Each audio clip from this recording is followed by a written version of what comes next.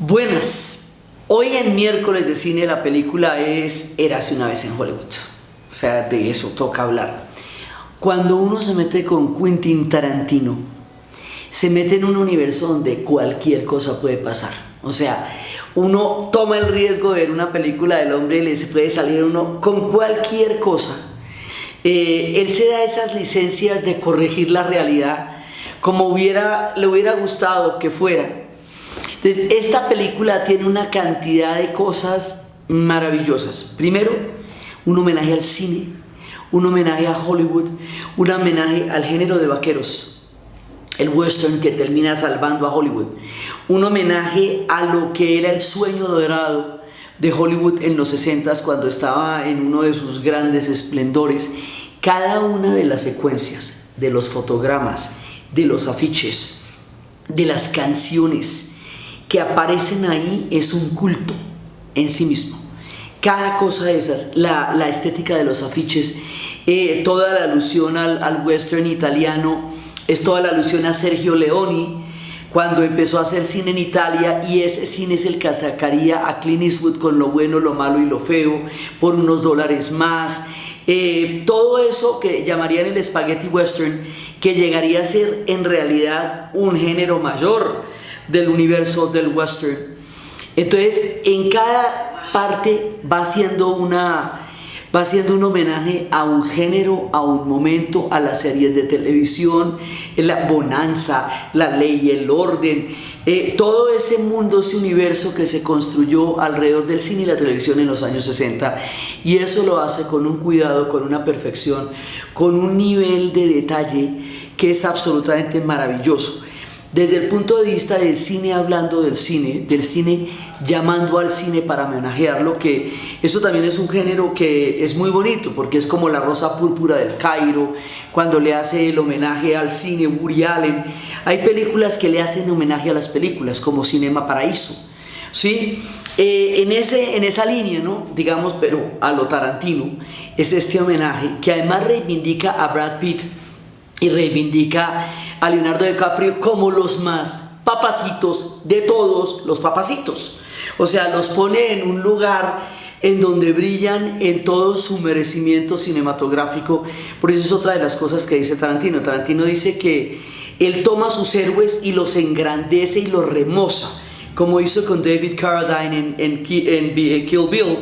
que lo había sacado del olvido después de haber sido un tipo tan importante en Kung Fu, y lo remoza y lo vuelve un héroe y lo vuelve a traer. O como hizo con John Travolta, que había quedado olvidado en el tiempo y lo recupera magistralmente en su papel en Pulp Fiction. Pues aquí este par de personajes que nunca han caído en el olvido, ni mucho menos, que nunca han dejado de ser, pero que los remoza y los pone en un punto muy alto de la genialidad que ellos dos han tenido como actores. Entonces, desde el punto de vista del metarrelato, del cine sobre el cine mismo, es una gozadera. Pero hay una solución histórica que es muy bonita y es interesante. Resulta que en 1969 hubo un asesinato múltiple, un crimen perpetrado por un personaje que indujo a un grupo de muchachos jóvenes a un nivel de maldad y de sangre y de terror que aún no podemos explicar racionalmente. El personaje se llamaba Charles Manson, creó una comuna, y esa comuna estuvo en una situación de lavado de cerebro, y cometieron un crimen tan horrible en Malibu, tan horrible, y asesinaron a Sharon Tate, una mujer embarazada, que era la mujer de Roman Polanski, con las personas que estaban esa noche en la casa de ella en Malibu, y otro matrimonio, los LeBianca. Pero el asesinato fue tan horrible porque fue un asesinato lleno de sevicia, pues pintaron las paredes de sangre, fue una cosa terrible. Y lo terrible era la figura, el crimen y la figura de Charles Manson, que además decía que se había inspirado en el álbum blanco de los Beatles con la canción Helter Skelter, lo cual hacía mucho más horrible todo, porque los Beatles además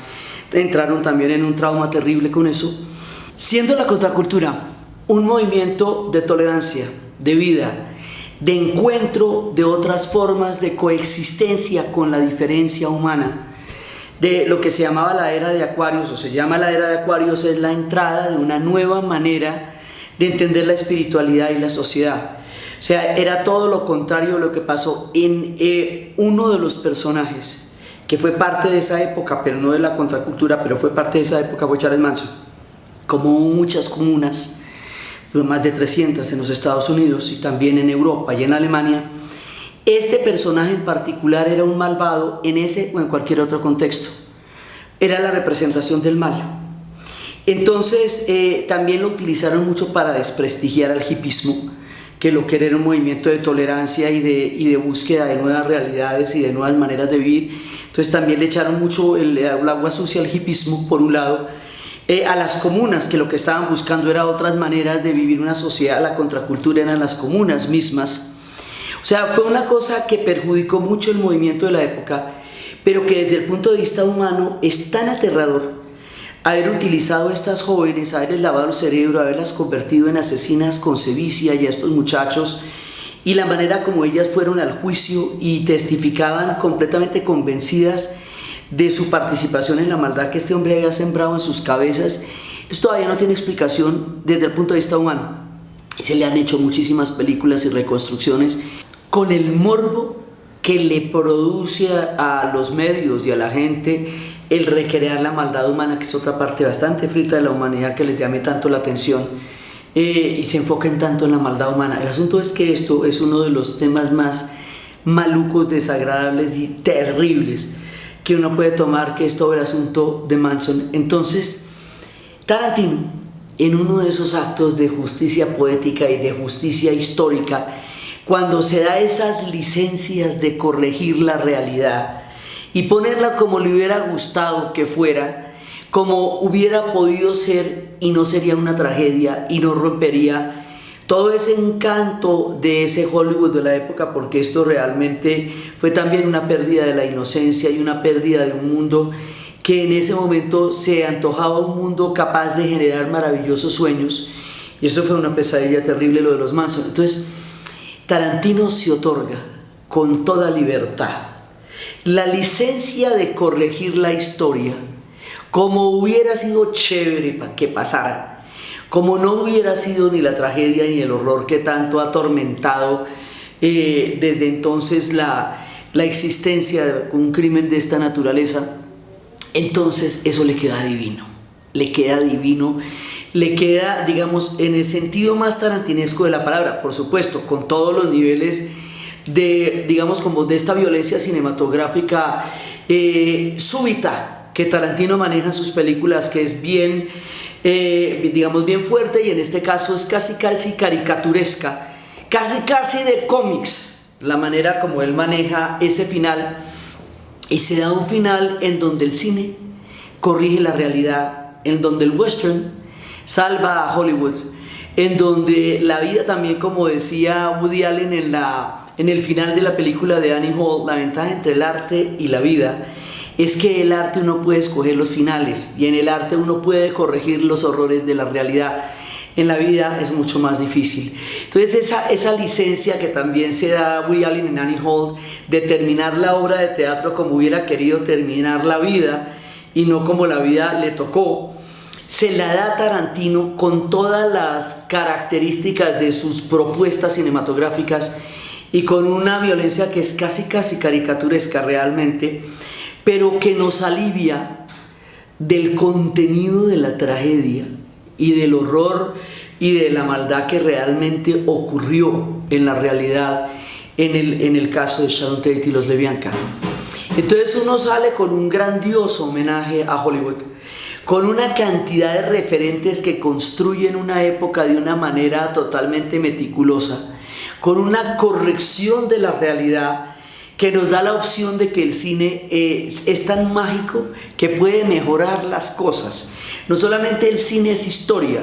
como habitualmente lo estamos manejando en nuestra columna de miércoles de cine e historia, que es el cine en una gran medida, cuando hemos tomado películas históricas para contextualizar el fondo y por qué esa película nos remite a un periodo, de un tiempo, a un momento, sino que este es el cine que no solamente es histórico, sino que se puede dar la licencia de corregir la historia, Y esa licencia de corregir la historia, que la vimos desde Bastardos sin Gloria, que también la vimos en Django sin cadenas, en donde libera a los esclavos de una manera de Tarantino, o sea, él tiene su propio estilo de resolver las situaciones. Pues aquí nos sale con un final absolutamente increíble que corrige la realidad y que nos pone en una perspectiva diferente y que nos rompe todo el sueño que nos ha planteado, que era la máquina de sueños de Hollywood de los años 60, y de alguna manera hace una catarsis y un exorcismo sobre ese capítulo tan oscuro y tan espantoso de los crímenes en la humanidad, porque eso fue una cosa completamente dantesca, y de alguna manera es capaz de resignificar un hecho tan terrible como el que fue lo de los Manson, a partir de su propia interpretación de la realidad dentro del universo onírico y maravilloso de Hollywood. Le hace homenaje a Bruce Lee, le hace homenaje a Steve McQueen, a todos los grandes del cine, a las películas como El Gran Escape, y dentro de la lógica cinematográfica de hacer homenaje al western y a tantas otras formas de género de Hollywood, le hace un homenaje a Hollywood desde una realidad deseable que nos da otro camino, que es el de la máquina del sueño, que significa el cine. Entonces esto es una gran película desde el punto de vista del amor al cine, desde el punto de vista de la experiencia cinematográfica, y produce de todas maneras el alivio de quien corrige la realidad y le da una salida a algo que no la tuvo. A su manera, esto es Tarantino, entonces tampoco vamos a pedir que la cosa sea suavecita al final, porque eso es Tarantino. Uno se mete ahí y sabe que pueden pasar toda clase de cosas una vez que uno se apaga la luz y empieza una película de Quentin Tarantino. Dicen que él va a hacer 10 en la vida y que esta es la 9ª, pero esta es una de las grandes realizaciones de Quentin Tarantino y vale la pena verla por toda la experiencia cinematográfica y por el alivio de que el cine pueda de alguna manera corregir la realidad, la más aterradora de todas, aunque sea esa la más perversa, y mantenernos en esa imagen de los superhéroes que de una u otra manera daban referentes posibles a sociedades que estaban en búsqueda de tantas diferentes historias y arquetipos. La película para hoy, Érase una vez en Hollywood, de Quentin Tarantino.